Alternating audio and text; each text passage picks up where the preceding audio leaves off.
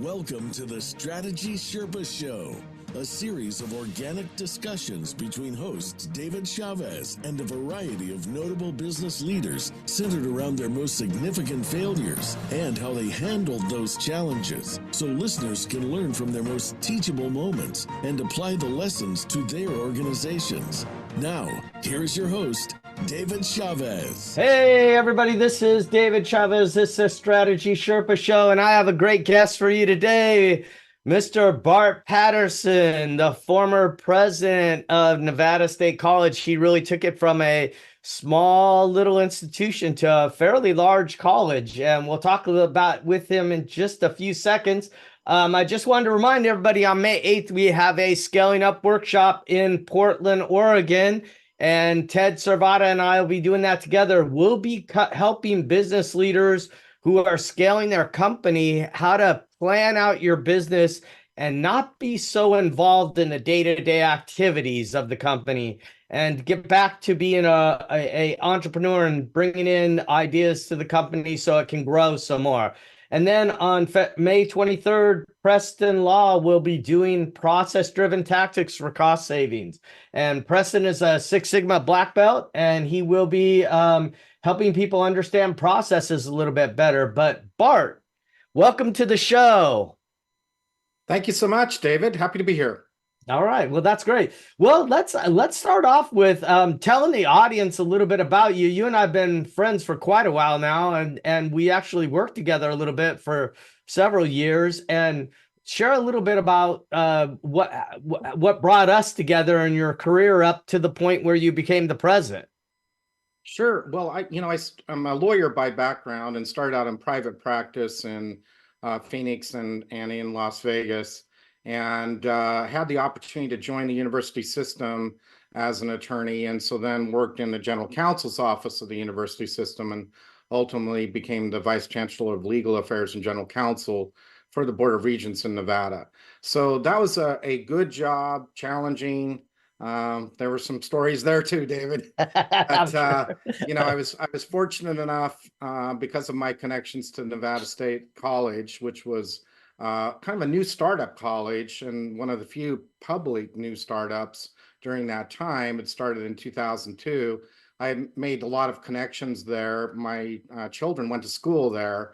And so they had an opening in the presidency, and I was selected as the interim and ultimately was successful in a job search. And so I became the president, which is, one of the crowning kind of achievements of my career, and what a great job. Yeah, I tell you, I was on the selection committee for the college, and when we had a chance to interview you, it was hands down we knew who was going to be the new president of the college, just because of your business acumen, as well as your ability to navigate the political landscape, which is a challenge, right? A little bit, because that's a state college. You have to be able to do that.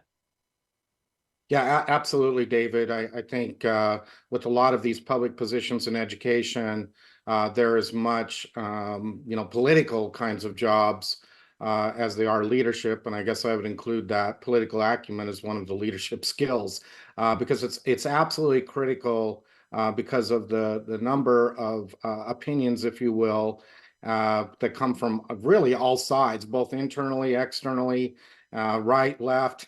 It comes from all directions. Yeah, because you really have to be able to have your mind open, make sure you're listening to people, and try to solve the problem with the best for the institution in mind, but at the same time trying to help people understand your decisions, even if it doesn't agree with what they look for in that too, and very complicated to do that.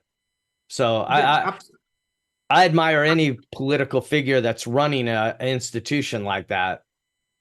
Yeah, absolutely. And, part of that is because in higher education, the faculty have shared governance. And so that has to be respected of their involvement, which you might not see so much in private business, the involvement of, staff, part of the staff, key part of the staff, teachers are the most important part.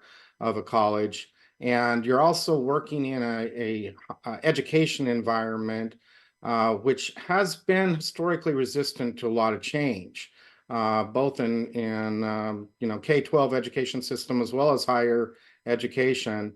A lot of folks continue on the same model that's been operating for decades, notwithstanding the fact that there are a lot of changes that have occurred, including in learners themselves and how they learn, that has to be addressed in order for education to be successful at any level. Yeah, and I think one of the things I've always appreciated about you, because you and I met, I had won the President's Medal from the college, and you and I had met when, of course, when I was on the selection committee, but you and I really connected after you were the person who gave me the President's Medal, and that was one of the first things you did when you became the president. Is at the end of that first year, is you gave those medals out to, I think it was Glenn Christensen and I both, and for our work that we had done helping get the college up to the point where it's at right now. So we were really excited to be working with you and having the opportunity to really help. And I know Glenn stayed involved helping the college, and so did I, because we ended up working together and actually becoming friends, because you had a different slant. And one of the things you had told me is, I know you're not a political guy or involved in government agencies, but what I'm really looking for you from is trying to keep the school entrepreneurial. That was really what you were looking for my help for.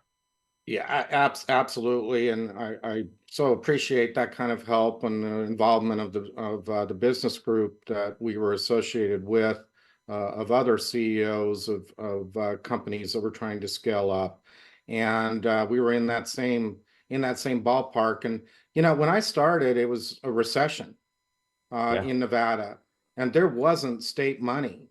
Right. And a lot of times they talk about success being born out of a crisis. When you're in that kind of environment where you can't just assume that the state is going to ever, or at least in the near future, start funding at a greater level, then you absolutely have to be entrepreneurial. Yeah. And that was a great lesson for the college and a great lesson for me. I think I had that mindset going in, that I didn't want to do things the same way just because that's the way they had been done. And I always ask those kinds of questions. Why are we doing this way? To the level of being annoying, I'm sure. But that was what we had to do to not only survive, but as they say, to thrive. And we started doing things in very creative ways.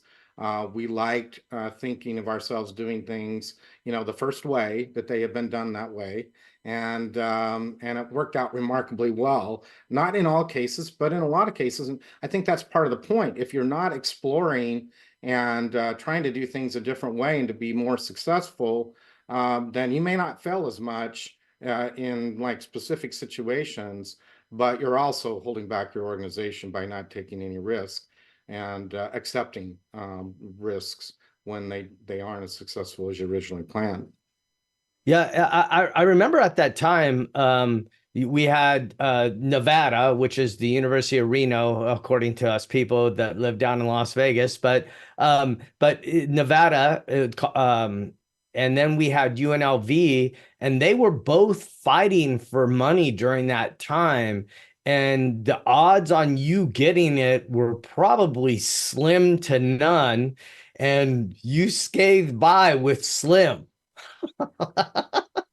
I think that's right. We needed to get our toehold in, or there even been some discussions about whether the college ought to be merged, which would have Yep. been really unfortunate, It because would have been. the college, now a university, serves a really terrific population and fills a need that the universities would not fill. That is a smaller environment, particularly important for first generation students, very diverse student population. That's a population that would get lost at the larger universities. So we're fortunate that we kind of rebuilt quickly. That was our story, and within a few years, we had doubled in size, and also had much more of a toehold politically, where Yeah. people all of a sudden, kind of wow, where did Nevada State come from? And look at all these terrific students it's serving, and look how successful it's become. Yeah, and a lot of that was attributed to your political acumen because it could have died very easily. And one of the things that really touched me about Nevada State College at the time, it was that people like me who didn't have parents that went to college and didn't have parents that probably even didn't graduate high school. The college was really focused on that class of student, and it would have been shame to lose that in Southern Nevada, and Nevada, the whole state, to lose that, because that college now, or the university now, really impacts those types of students. And so we would have lost that in the state of Nevada at that time, and it would have been devastating. So I'm glad you brought that up. But Bart, we like to talk about the things here on this show that, like, one of the decisions as a leader that we made that didn't work out quite as well as we had liked it to.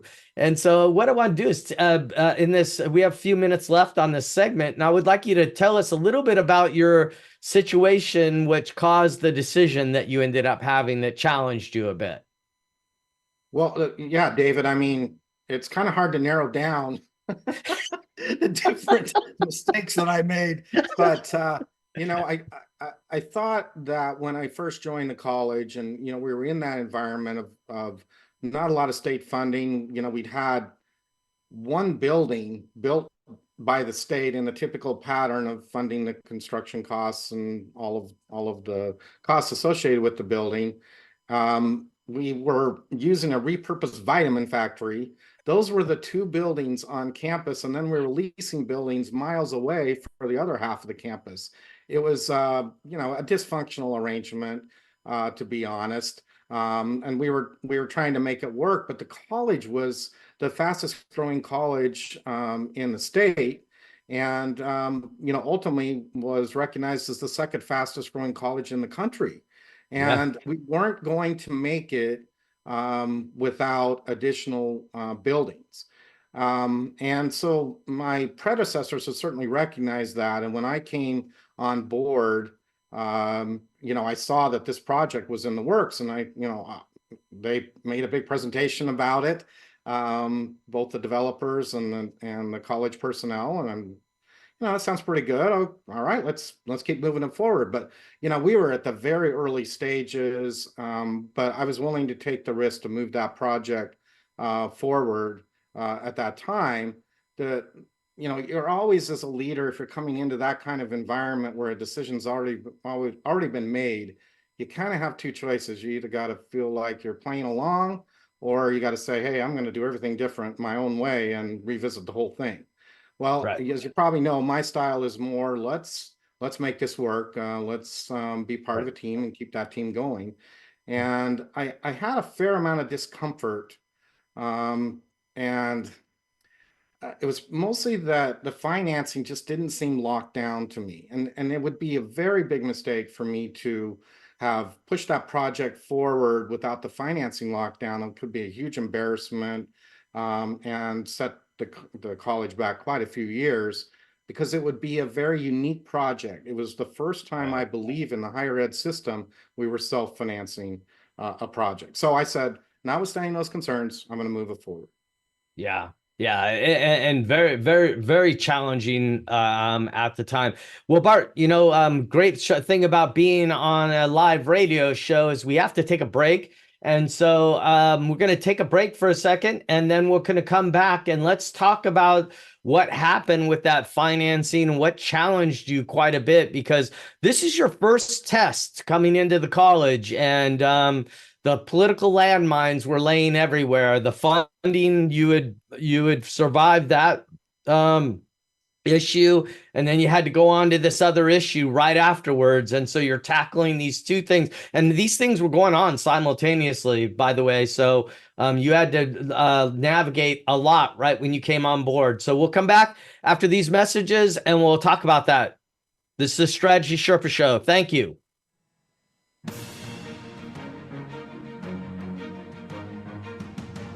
Welcome back to the Strategy Sherpa Show with David Chavez. Have a question for David or his guests? Join us on the show at 866-472-5790. That's 866-472-5790. Now, back to the show. Hey everyone, this is David Chavez, and I am here with Bart Patterson, the former president of the Nevada State College. And now, what is the name of it now, Bart? Because I didn't even know it changed. Yeah, Nevada State University got approved less than a year ago. That's some work we had started, and it was the right time. It had, we're offering master's programs now, and we should be recognized more as a university, a four-year institution with masters than as a college, which many two-year colleges call themselves college, and it was creating confusion. So it was the right thing to do for the college and for its students, and I'm thrilled that happened. Yeah, me too. I think that it also enhances the state, because now we have 3 universities in the state instead of just 2. So it creates a little bit better environment for everybody, and able to serve more different types of people though too. And that's what really is key there too. But Bart, let's talk a little bit about, so you're in this middle of this situation. You survive the legislature and the funding, and so you get enough funding to survive, and you're literally on ether fumes running the engine. And you have these 2 buildings that are on the horizon, and the financing's a little different than most public universities. And why don't you talk a little bit about that, and then the decision that you had to make? Yeah, absolutely. And so you're right. I mean, there was a ton of pressure to do something. We didn't have enough space for the students. We knew that it was important for the college to keep growing on that trajectory, and to prove to the state of the importance of the college.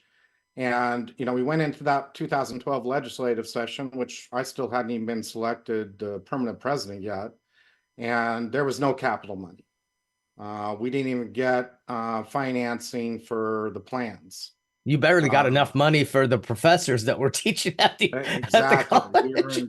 We were in scale down mode. It was one of the lowest budget years in 5 or 6 years before that. So yeah, we were in scale down mode, but we were still trying to figure out a creative way to move forward. Now, typically in Nevada and many other states, the state legislature appropriates funds for the construction of buildings. Sometimes that's through a bonding process, and then the state picks up the cost of the debt service, so to speak, or they just fund it outright if they have enough funding. Well, they had neither. And so what we were looking at is a privately financed project where private investors would come in, get a guaranteed, or mostly guaranteed, revenue stream, and they would fund the buildings, and we would pay those off over time. Not dissimilar, I guess, to a mortgage, if you want to think of it as a personal kind of expense. And we would pay it off with revenues. Well, obviously there's a lot of risk associated with that.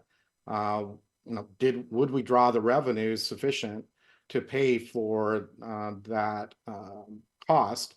And it would also then mean we would have less money available to do all the other things we needed to do, pay professors and pay staff, and run the cost of the building. So it wasn't an easy decision to reach as to whether to move it forward, but I felt immense pressure to continue the project. Right. And that's where I kind of felt, is this the right decision to move forward at this time, or should we just wait and hope the funding picture looks better in 2 years, 4 years down the road? But we just really didn't have the time. So it was a back against the wall kind of situation. Well, you also had the press issue too, because during that time you're just constant. I mean, Nevada, the press is basically saying Nevada State College should just not be. That the funding should go to UNLV or UNR or Nevada, if you will, and that the Nevada State College really shouldn't get anything. So you were already under that pressure. There was no way you could get government funding. It was probably going to be 4 years I remember talking to you about it, and you were really worried about that 4 year time frame because you were attracting so many of those underprivileged students into the college at that time. Yeah, absolutely. And a lot of people don't understand that the cost structure of universities that are research universities is much higher Right. than a state college, a state university that's more of a teaching focus mission. Our costs are a lot lower. Yeah. So to just shift students from one institution to another is not a cost savings. It actually costs more for the state and for the students. Right. Because the tuition is much more expensive at a research university. So that kind of push that you saw politically made no sense economically, to be frank. Yeah. But But it was hurting yeah, the ability to fund those buildings too, right? So they got all that negative press, and you're trying to do this private deal, and that's not helping. right, right. So yeah, we're in the soup. We gotta move it forward or not. And I had the presentation on all the project. It looked overall solid, and it looked like economically would do it. But there was a lot of kind of uncertainty that was being pitched to me, and most of it was around the financing. Mhm. What was the commission structure? I had a really hard time pulling that out to understand how much was the finance partner and developers actually getting in the project. And as a public institution, I got to pay attention to that. Right. Plus, it changes the economics of the project. So Right. there was a struggle around that, and I just got the sense that this was a lot more uncertain in terms of being able to come forward with private financing than I was being led to believe. So I had a lot of discomfort at the very front end of this project, and really debated in my own mind about whether to proceed or not, talked to my team, and ultimately decided we needed to move forward and we'd see how it goes. And so Yeah. that was kind of the decision that I made that in hindsight, probably not a great decision. Probably should have Right. Because resolved everything right then. it ended up costing you quite a bit of time, that decision did. And so when you're sitting there, and at the time you think that this is probably the best decision with the legislature, what's going on with them, and then I got to get these buildings built because so many students are coming to us right now and wanting to be a part of this institution. You don't have room for them. Your campus is spread across the city. I mean, it literally is spread across the city. I think it was probably about a 15-minute drive in between the two campuses, which is not functional, right? And so you're dealing with all these issues. Well, and the other thing is we were offering some critical programs for the state in workforce development. Certainly teaching, which continues to be a critical focus for Nevada State University, but nursing at that time was off the charts. Yes. And absolutely, Nevada has a very low ratio of nursing uh, degrees to the population. Similar to the doctor ratios, the nursing ratios are very low. Right. And so there's a desperate need for nurses, and we did not have the teaching facilities in order to really take care of those students. And we didn't have the lab space Yep. to build those critical programs in the sciences that would lead to more medical degrees and the like. So there was a lot more on the table there than just growth. It was growth in absolutely critical areas that needed to be addressed. So that's the kind of pressures that we were facing. And for a first test in the middle of a legislative session as an interim president when all this was starting, I mean, I was like, wow. But I'm a pretty calm person, even You in are. crisis. Yeah, you are. I usually have humor associated with that. Well, you And have to laugh because sometimes it got really hard. right, laugh instead of cry. But you know, I knew that we had to move it forward. I just didn't know the right way to do that. And I can have a tendency in uncertainty to be paralyzed. Mhm. And that wasn't going to be the right decision then either, because if I signaled to the college and to the outside world that we were just going to be on hold for a while, that wasn't a good message to make either. So those are all the things that were going on in my head when we were making this decision. So you made the decision to go forward with this. You're trying to lock down and understand all the cost and who the costs are going to, because you're going to get grilled sooner or later about all these things. So if you don't understand them, you really can't move forward. Everyone's being a little bit vague with you because it's probably not a numbers you want to really know. And so what ends up happening with the financing deal then? So we went through a long period, including a time period in which I lost my then CFO. Yeah. And honestly, it may have been in part related to this project because of the pressure of the project and the uncertainty around it. So I had a new CFO coming on, which was critical to being Well, able to and that move other forward. guy was your continuity, right? Because Right. he had been there quite a while, and he was That's right. very well versed and very well liked with the legislature and everything else. He had a lot of political Yeah. connections, Yeah. right? He was actually a really great CFO. Yes, Really, he was. I'm sorry to lose him, but those are the kinds of things that happen in those kinds of relationships. But um, so this started a whole process of trying to get more information, getting a stronger commitment on the finance side of that delivery. And so we kept trying to push forward to get to those final kinds of numbers. And it just wasn't getting there. It seemed like every time, we got closer and tried to get a signed deal in place that had more of a commitment behind it, and another issue would emerge. I mean, at one point there was an issue over requiring the land on which the college sits to be secured as part of the financing. Well, we can't do that It's because it would violate our deed that came from the federal government.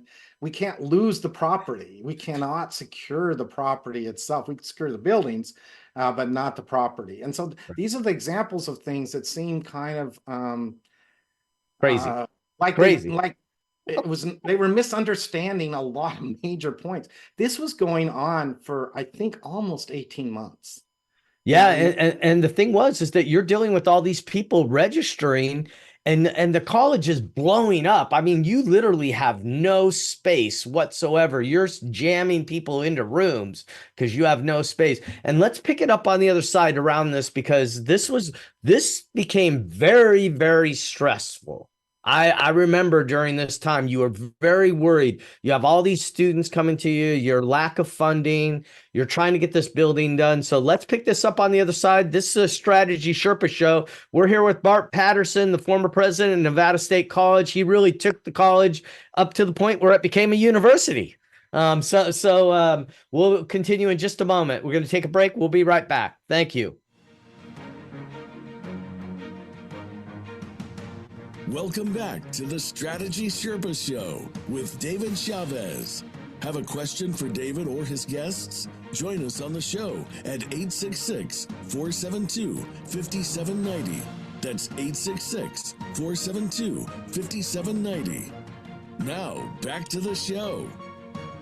Hey everyone, this is David Chavez. This is a Strategy Sherpa show. We are here with Bart Patterson.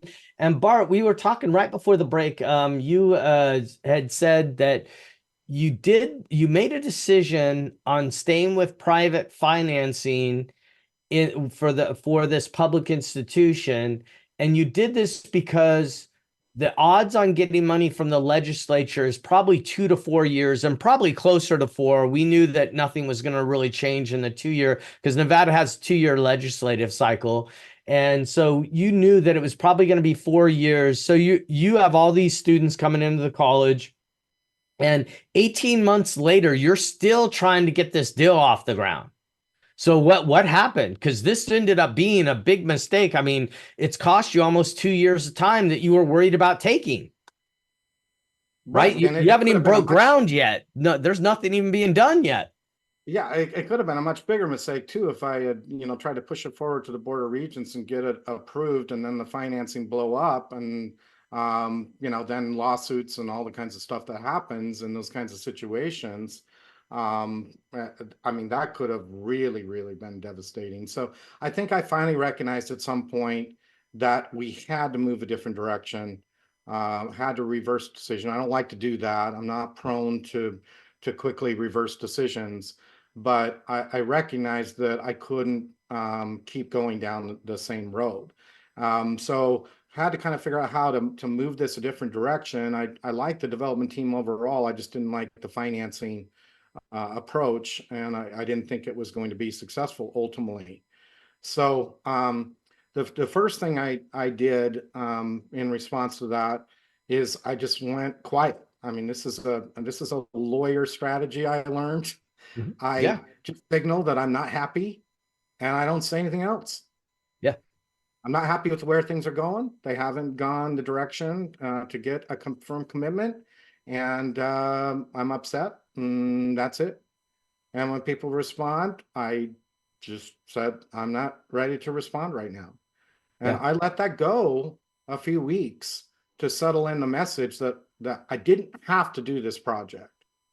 Well, and I want to really point this out to everybody that's listening to the show right now, because this is a really important thing. I'm a little bit more of an assertive type of person. You're a little bit more of a passive type person. There's no right or wrong in leadership, right? Both leadership styles can be effective, and it has its weaknesses too. You're very worried about this passive decision. I remember when you were going through this and you went silent, you were still worried because there's a lot of political implications to this. And also, a lot of people had invested a lot of time that actually helped the college even get to the point where it was at right now. So you have a lot of landmines you're stepping around at this point. So what did you decide to do ultimately? So ultimately, we got the attention that we needed. We had the leverage sort of rebalanced to say, hey, this is either going to be put it together the way we need it to be put together, or it's not going to happen, Right. and we'll have to go a different route. I mean, if there would have been other options, we could have leased more building space, refitted retail shops, those kinds of things. There's things that we could have done, but they wouldn't have been ideal, and ultimately wouldn't have been successful to college. But we had a lot of conversations with the state about potential options, and we were able to figure out that it had been done at least one other time in the state to create a private corporation under the treasurer's office that could essentially issue a form of bond financing Right. that we would pay. And so that all came together. We got the state board, which included the governor, I believe, and the attorney general and the treasurer, to approve the creation of that private corporation. We were able to get that that form of bond financing issued, and we were able to secure it with our revenues from the students that would be Yeah. coming in. And the students voted themselves to create an additional fee that resulted in helping us to make this project be successful. Now, what kind of student population will go to say, we want these buildings so much, we'll actually impose an additional fee so that the financing structure works? Yeah, Unbelievable. that's because well, that's to your testament, I mean, as a leader, because you had a whole student coalition working with you also. You had faculty working with you, you had the students working with you, you had the business community surrounding you, you had a lot of the legislature surrounding you around this, because you had built these coalitions. And I think that when the students voted that in, that's what made it all happen, really, right? Because without that vote of those students, there is no way this would have probably ended up hitting a political landmine somewhere. because it's almost a little bit of favoritism because you're getting this special bond that most people don't get the opportunity to use. Yeah, I think that's certainly a key factor for sure. And remember, this still has to get approved through the gauntlet of the Board of Regents. Yep. We had to have all of our financing and economics of the project absolutely in place and airtight. And the difference, I mean, I yes, it was a bit of a special arrangement, but it was also controversial in that we would be the first institution to be self-funding an academic building. Yep. And there were a fair number of people that didn't think that should be done because they thought it set a bad precedent that then the state was going to expect all the institutions to self-fund their buildings, because we weren't getting any separate major legislative appropriation. There was a bit of redirection of funding that helped us go toward the design costs, but basically this was virtually in its entirety, we had to back it with our own revenues and fund it with our own revenues, not any special appropriation that came from the state. So it had to be absolutely airtight, and for the board to be convinced that we wouldn't lose money, wouldn't lose our shirt on this project, because ultimately even the board would have to answer for that, and possibly even the higher education system as a whole in terms of revenues. So it was not without its controversy, and we were so thrilled when the board approved it, and the project went from there like clockwork. I mean, we finished that project in a year, and I think it was on budget or under budget. So that part of it was just so amazing, and got to open those buildings in 2015 when they were so critically needed. What a great day for Nevada State College. I'm still, it still gives me kinds of goosebumps. Maybe not you out there in the listening audience, but for me, it still kind of gives me goosebumps to think about how that project came together, and the thrill for the students, the faculty, the staff, and the community to have that happen. Yeah, for me too. I mean, because I was pretty instrumental. One of the business voices that really helped the college get opened, really, at the university now, and get it open. But I want to come back to something you said, because I want people to understand, like, why would you have this quasi government guy come on? Because right at the time when all this was going on, you really rolled the dice. I mean, there was a lot at stake for you because your political career could have been over. I mean, because it is a little bit of a political office.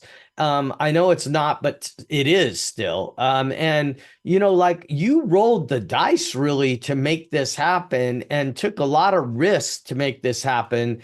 And I remember I one of the things I always admired about you is it was because of the students you were doing it, and you really didn't care about your career. You were willing to roll the dice for the students, and that came through in everything you did. Yeah, I mean, thank you. That's absolutely true. Because I took the job and stayed in it because I loved helping students. That's the Yes. thing I still miss. Apart from everything else, there's a lot I don't miss, but helping helping the students is definitely something that I missed. And like you were indicating before, it was so powerful to be able to go in to the Board of Regents meetings with our student leaders side by side, and them saying that absolutely, virtually every student supports this project and helping this to go forward, because our students are proud of their institution. They're Yes. really proud to be there, and they're proud of being part of growing a new institution. They're pioneers, if you will, the modern day Western pioneers coming into a new institution like that just got its full accreditation, midway through its history. I mean, there's still a lot new that's happening there, and that was so powerful. And it's not, take every risk. It's take calculated risks. I mean, I wouldn't have gone forward with the project if I wasn't absolutely convinced that we were going to be successful with the project. And Right. I knew that over time, with that project helping to continue to fuel our growth, the cost factor of paying for those buildings on roughly a 30-year term would be less and less a percentage of the college's budget. Yep. And that's absolutely the way it's played out. It Yeah. it really hasn't been the critical factor in the college's budget. If anything, it's just helped us fuel having a more tuition revenue and more state funding. And lo and behold, we build those two buildings, and within 4 years from that time, we get the legislature to commit to building its second building that they have funded on campus, the Christensen Education Building. And so that ends up coming to fruition too. So, what a magical sequence of events, and everything seemed like it had to fall in the right place, but it certainly didn't always feel that way in the early going. Yeah, no, you go back to that decision that you originally made. I know that year long in between that 18 months, there was probably a 12-month period in there where you were really struggling with, did I make the right decision? Your leadership style is a lot different than mine. And I loved being around you because you taught me so much, looking at things from a different perspective and the way that you handled things. And I think that if you wouldn't have been there, this may not have happened because of your style. It really worked the way it was supposed to work.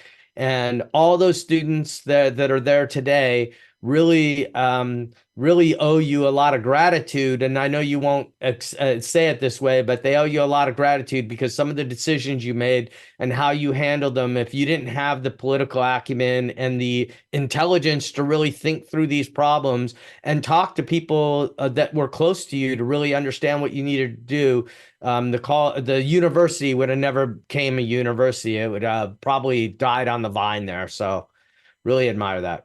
Well, thank you. And I mean, you're always building culture within an institution, within an organization. And I think that's the big challenge that Nevada State has right now, is to continue to build that culture. If you look at the employee base right now, I guess that 65% of the employees there now have only been there, less than 5 years. Yeah, yeah. So they don't know this history. They don't know how much we struggled. Oh yeah. They just see all the buildings and the beautiful campus and think, wow, this has always been this way. Well, it wasn't. We were in a vitamin factory. We were in leased buildings 15 minutes away. We've come a heck of a long ways, and it's fortunate. Yeah, I remember when those buildings were with the groundbreaking on those buildings, and it was just such a great day for all of us who are invested with you in this journey. So, Bart, I really appreciate you coming on and sharing your wisdom with everyone. I wanted to show everyone that how your approach is a lot different than some of the people we've had on so far, and but it worked. And it ended up resulting in this institution that will probably last for generations. And I think a lot of people owe you a great gratitude for that, because you really did an amazing job, and it was great to be around you during that time. I did learn a lot from you, and I really appreciate the opportunity to work with you, the college, and really help it get to where it was. So thank you for coming on today. Thank you so much, David. Appreciate being on the show. All right, we'll talk to you soon. Take care. This is Strategy Sherpa Show. We'll be right back after these messages.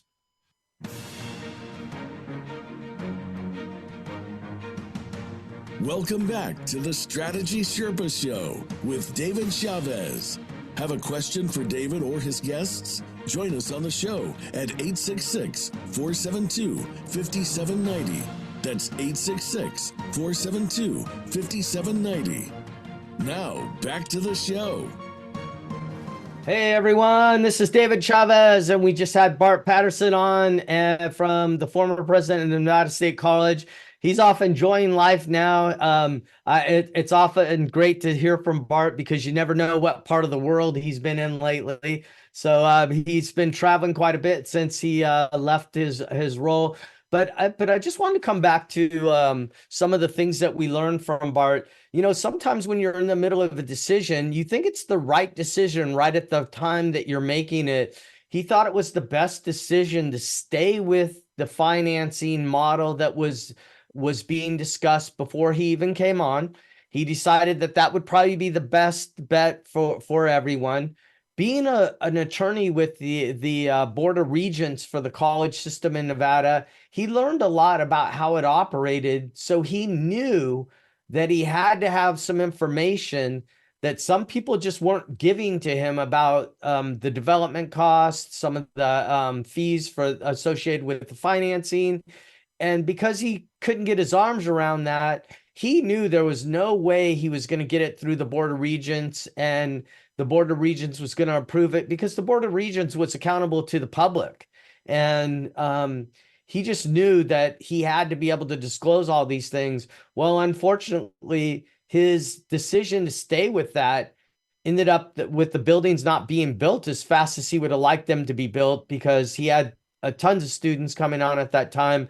I know they had leased several buildings down in the downtown part of the city of Henderson at the time, and he was trying to get the college all back together. And I just wanted to point out the coalitions that he built inside of the company, because he really built a strong culture with the students and the faculty. And that was pretty amazing, because he had all these people lining up around him. And a lot of times when you go into these institutions, because I've been fortunate to help a couple of them now, it's not always it's not always the case that you have all these factions coming together in one. And the students really were amazing in this process. Bart had built such a great culture, really rallying around his core values, his purpose, and where he was trying to take the university now. And he knew that of the population he was serving, and those students and their enthusiasm really carried the water for a lot of this. And as well as the faculty, you can't go without recognizing some of the faculty and some of their passion around being in this institution and growing it during that time. Like he said, now about most of the people that are there have been there less than 5 years. Of the leaders now, they just don't know all this history and how challenging it was getting it up and running. When you have a legislature and several of the senators, as well as the assembly people, saying that that the college just should be killed at this point, and to be able to keep all those balls in the air and manage all that, I don't think it could have been done without somebody like Bart with his leadership there, because he has such a different leadership style than a lot of entrepreneurs. But Bart's an entrepreneur in my mind. He always was an entrepreneur in my mind. And he was very much he had fear while he was making some of these decisions, not fear for himself, but fear for the students that wouldn't be able to go to college if he didn't succeed.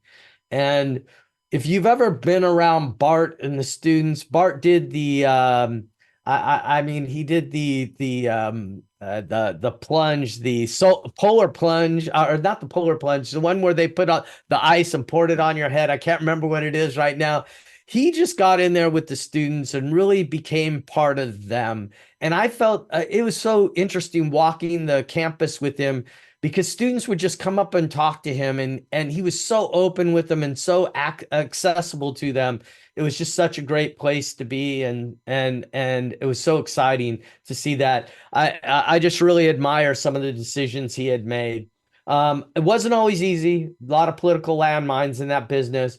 But hey, let's talk a little bit about what Assured Strategy does and how we go about doing it. We have this Portland workshop on Wednesday the 8th. We are close to being sold out. I think we have 5 tickets left, because we keep our workshops a little small, because we like to work with the actual teams when they're there and help them solve some of the challenges that they're having. Look, when you're growing a business, it seems like at times it seems like everything's against you. And then also it's very challenging holding people accountable. And as you scale and grow a company, it becomes more and more challenging the more people you have.